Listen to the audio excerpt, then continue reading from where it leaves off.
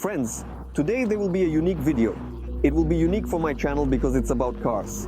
And this is for the internet because we will be trying to bring together two camps that do not understand each other. The first group I feel closer to is the one that is passionate about cars. I don't know why this happened. Maybe I drank too much gasoline in my childhood or something else. But since childhood, I have had a fascination with very interesting cars. I knew what cars my dad had, I knew which cars I liked, I knew which cars I definitely didn't like, and so on and so forth. The second group of people consists of those who perceive a car as a means of transportation, like an electric scooter. It's just about getting from point A to point B, nothing more. It should serve its function, and so on and so forth. I could ask people for hours, how do you not understand? It's a 1967 Mustang, just look at it, it's a classic, yo. And they tell me it's just old, ugly junk and so on. And in those moments, my teenage brain really wants to prove something to people. Wait guys, you will soon understand the whole joy of cars. I will explain to you why you need to love oranges and so on.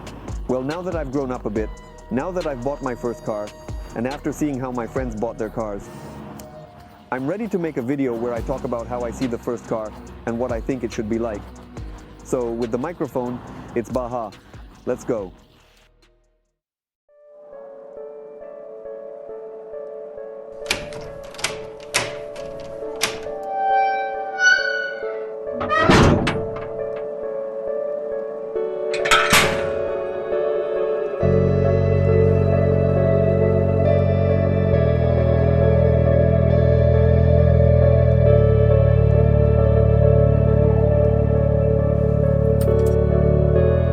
The mass is not connected, you idiot. The mass is connected. Come on, come on. So what?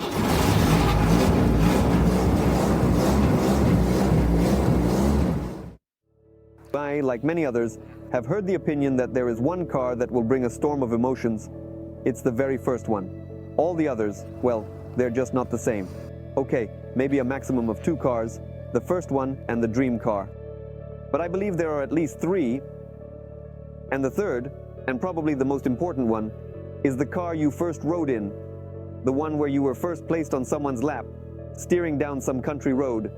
Then you grew up, and you were allowed to take the wheel yourself, pressing the clutch while your dad yelled at you saying, "Come on, let it go, just release it smoothly, see? Everything is jerking around." And for me, this car is a Lazik Bukanka, the one I am currently sitting in. It was manufactured in 2004, just like me. It is green. This is the place where I always used to drive. There is a little window made in the tinting here. Every time I got into it, for some reason, I started picking at this little hole, and gradually, little by little, I ended up making it bigger. Then my dad noticed it, scolded me for it, and I never did that again. Here is the smell of my childhood. It's like when you and your dad go to the countryside somewhere for fishing, hunting, or anywhere else. And there's always some kind of similar funny story. I understand that on the way back, when there won't be a single small tractor in the field in the evening, with the high beams on, I will most likely have to steer, first on my knees, then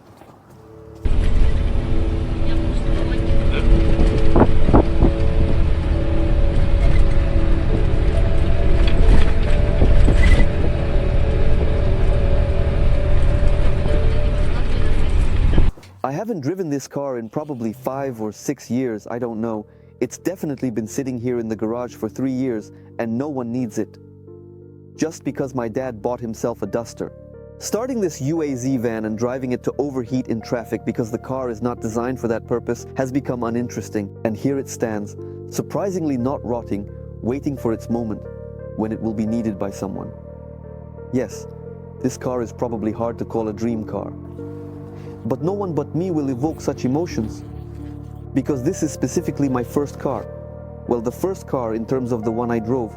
I am a person who, in general, becomes very attached to things. I don't know why that is. It was even hard for me to sell my laptop because, well, it's an achievement. I bought it when I was 17 years old. It is important to me. These are memories of how much I worked and the first example of how I earned something so fully. I bought myself a MacBook Air, which was featured in a video on the channel. It was so hard for me to sell it. And here is the car, the first one, associated with the most precious childhood memories. How can I sell it? But over time, I began to realize that these memories already exist. They are already captured in the photographs. I remember them myself, my friends remember them, my parents remember them. What's the point? of keeping this UAZ van in the garage, which will eventually rot away, turn to dust, and not bring about any more memorable events. Why? It's better to sell it and find a car that will give you new memories. The sale of the UAZ van was precisely such an action to buy a more practical car for the city, where trips from point A to point B are not an interesting challenge for a video. I mean, literally getting from point A to point B in the UAZ van requires some effort. You really need to make an effort for this. And with such a car, you won't earn new memories and emotions. It was decided to sell the UAZ. After a while, a buyer was found. I added a bit of my own money, and we started looking for some options in the secondary market for more or less decent cars. One day, we came across a 2008 Abeo.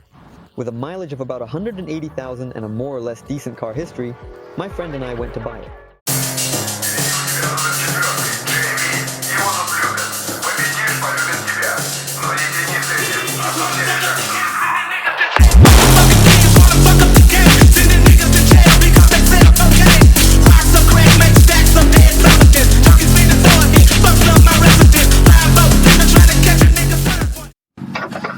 Are you completely out of your mind or what? Where did you explode on the road? What the hell are you talking about? This is dangerous. You can't drive like that. When I went and got my motherfucking shotgun, niggas in the bushes trying to rob me for what I got. Watching bitches battle when I unload the front truck. Cause I treat them with respect, but I won't have a... Vulgarity, vulgarity, ringing vulgarity in comparing cars to women. But it turns out that throughout the existence of automotive content, people have not come up with anything better. So, forgive me, but here comes the analogy. Asking others for advice on which car you should buy is the same as asking a friend which woman to choose for building a good, happy family life. No one knows this better than you. In a circle, one might like 20-year-old German women, 30-year-old Japanese women, while someone else might dream of supporting a young Chinese woman with credit for their entire life. And you can certainly write off such friends right away, but you won't receive any advice on how to build your life better. It's exactly the same with cars. There are a huge number of options on the market. Some will appeal to you visually, while others will impress you with their driving characteristics, and so on. The most important thing is not to choose something that is too flashy, simply because as a first car, you won't be able to handle it. If you are choosing your first car not within a budget of 1.5 to 2 million, then you probably won't have enough money left to maintain it later. Yes, I also dream of that perfect option that you saw on the classifieds. The idea that the Mercedes is alive, that you can invest 50,000 and it will definitely run and be the perfect car, is something I really want to believe in, something I want to dream about. But unfortunately, we live in reality. And even when you buy a trouble-free car, which really seems like you just need to invest a little money, and it will run, but even here you encounter difficulties. And there you will at some point take a loan for a box, just so that it can go somewhere. And this is clearly not what your first car should give you. The function of the first car is to give you freedom. But some junk for 300 will just drain the life out of you. And you simply won't be able to earn enough for a new decent car, but will bury a huge amount of money into it. You need this. Well, of course, everyone does it how they want. Some might like it. But personally, I find that perspective a bit frightening. In any case, that's just my opinion. I don't think that when you're 70, you'll be telling your grandchildren about how great you were at saving money on taxis or how much fun you had spending time on buses. You will tell stories about the trouble you got into with that car and how hard it was to get out of it, but your loyal friends came and helped. These are the kinds of stories you will share with your grandchildren.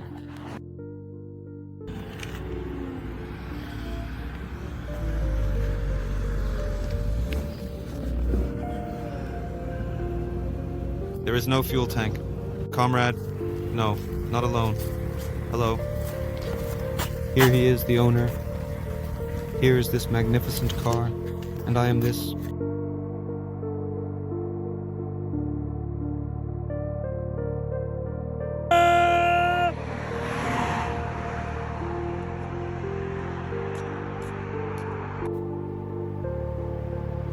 Night rides.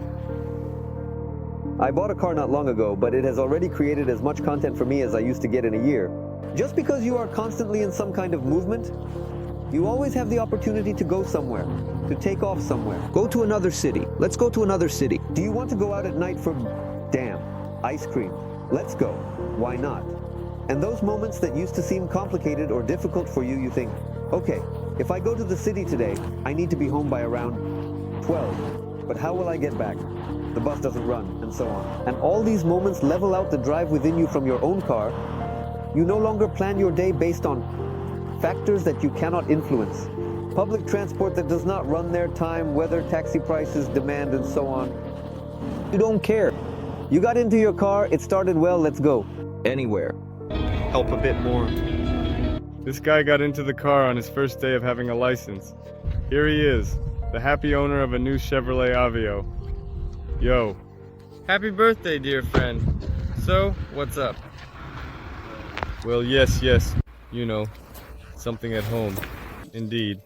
We present to you the Chevrolet Aveo from the 2008 year. Woohoo. The stereo, like this, just in a wild style.